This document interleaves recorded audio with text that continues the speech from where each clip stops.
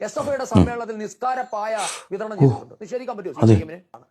കടുത്ത അപരാധം, നിഷേധിക്കാൻ പറ്റാത്ത അപരാധം. ഇതിനേക്കാൾ വലിയൊരു അപരാധം ഈ SFI ചെയ്യാനില്ല.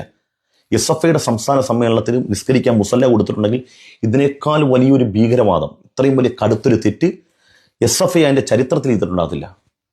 പക്ഷെ സന്ദീപേട്ട ഒരു ചെറിയ കാര്യം പറയണം. പിന്നെ ഇനി വന്നേ, അടുത്ത ആരും കേൾക്കരുത്.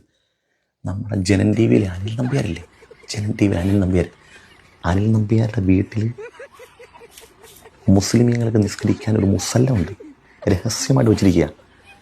ആ ഭാഗത്തുള്ള മുസ്ലിമീങ്ങൾ അനിൽ നമ്പ്യാരില്ലാത്തപ്പോൾ വരെ വീട്ടിൽ വന്ന് നിസ്കരിച്ചിട്ട് പോകും. കേട്ടോ സദസ്സിൽ ഇരിക്കുന്ന ചില ആളുകൾ, ഞാൻ തലശ്ശേരിക്കാരനാണ്. എന്റെ സുഹൃത്തുക്കളില് ഒരു 50% മുസ്ലിങ്ങളാണ്. ആ മുസ്ലിങ്ങൾ എന്നെ മനസ്സിലാക്കുന്നുണ്ട്. എന്റെ വീട്ടില് ഇപ്പോഴും പിന്നെ പൂജാമുറിയിൽ ഒരു നിസ്കാര പായയുണ്ട്.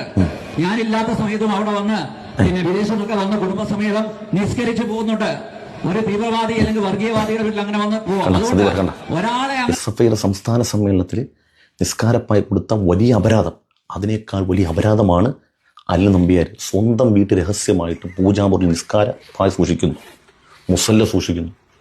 എന്ന് മാത്രമല്ല 200 ചില്ലുവാനം പള്ളി തലശ്ശേരി ഭാഗത്ത് മാത്രം, കണ്ണൂർ ആ ഭാഗത്ത് മാത്രമുണ്ട്. എന്നിട്ടും അവിടുത്തെ മുസ്ലിമീങ്ങൾ ആരും പള്ളിയിൽ പോയി നിസ്കരിക്കാതെ അനിൽ നമ്പ്യാരുടെ വീട്ടിൽ കുടുംബസമേതം നമ്മൾ നിസ്കരിക്കണം.